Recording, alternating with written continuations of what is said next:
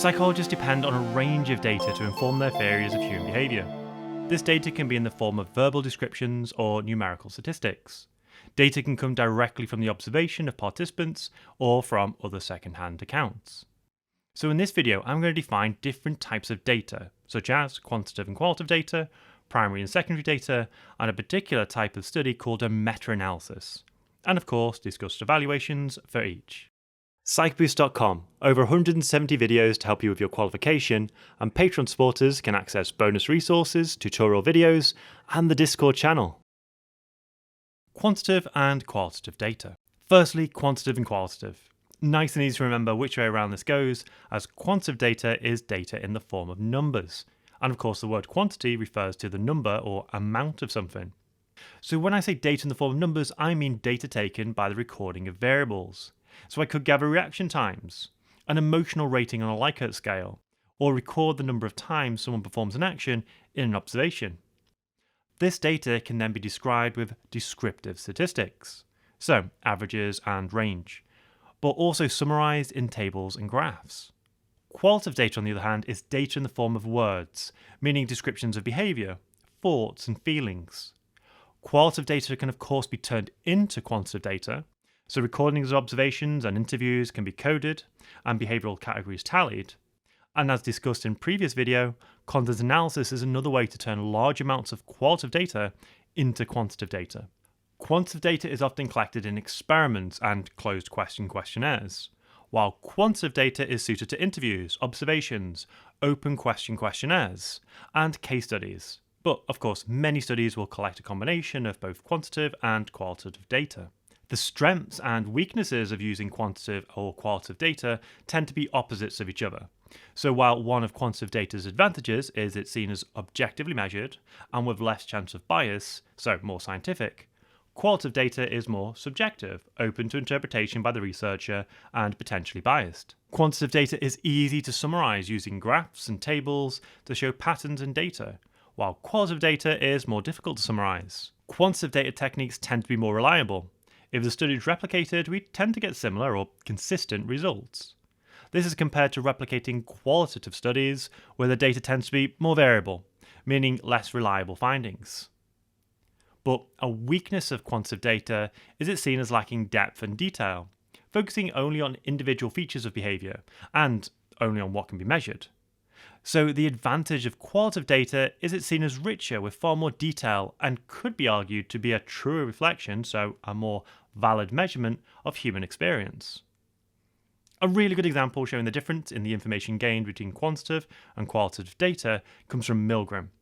Now, you're probably aware that the researcher in Milgram's study uses authority to convince participants to give stronger and stronger electric shocks to another person using a machine, to the point of potentially killing that person.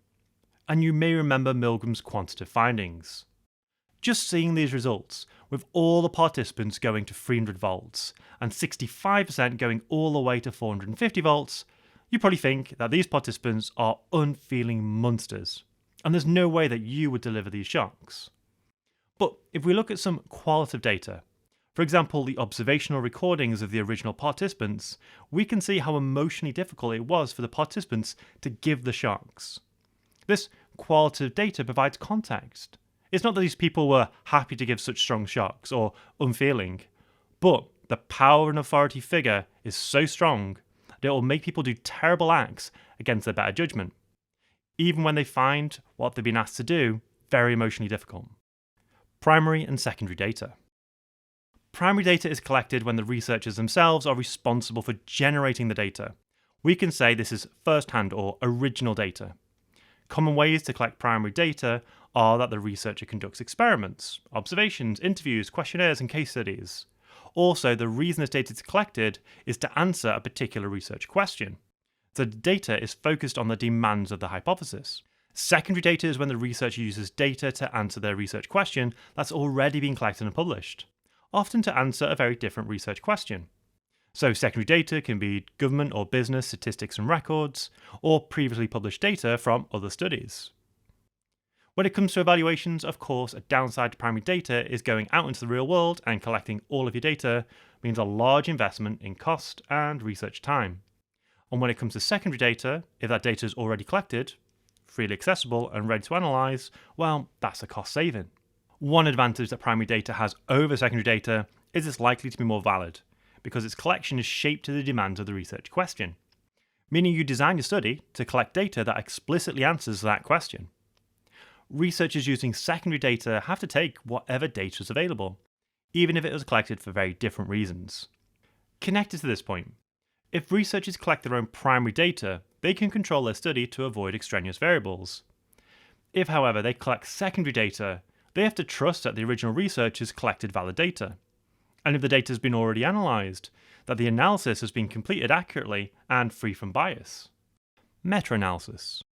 A meta-analysis is a process that collects and combines the results of a range of previously published studies asking similar research questions.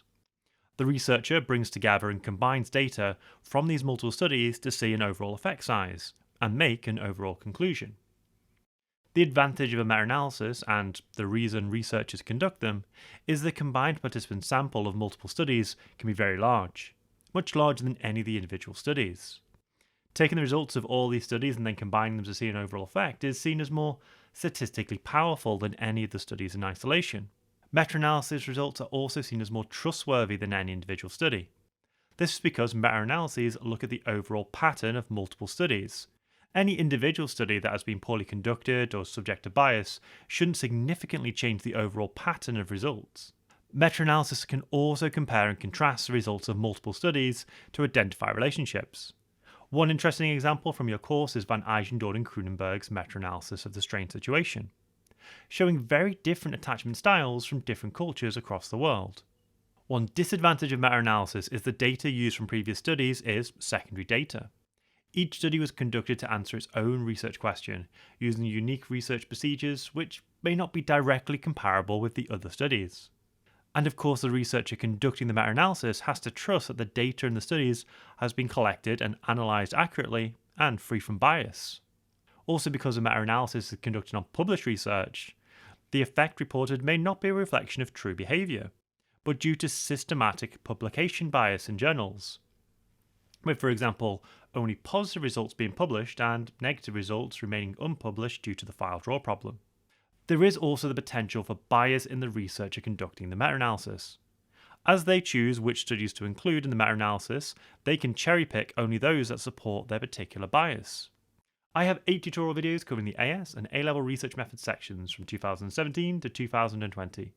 These videos have worked examples to every question and are full of exam tips. Patrons at the neuron level and above can access these and many more hours of exam tutorial videos, as well as over 100 printable resources from across the A-level over on psychboost.com.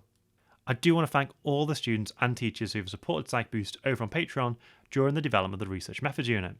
It's their support that allows me to teach part-time so I can make PsychBoost on YouTube for everyone.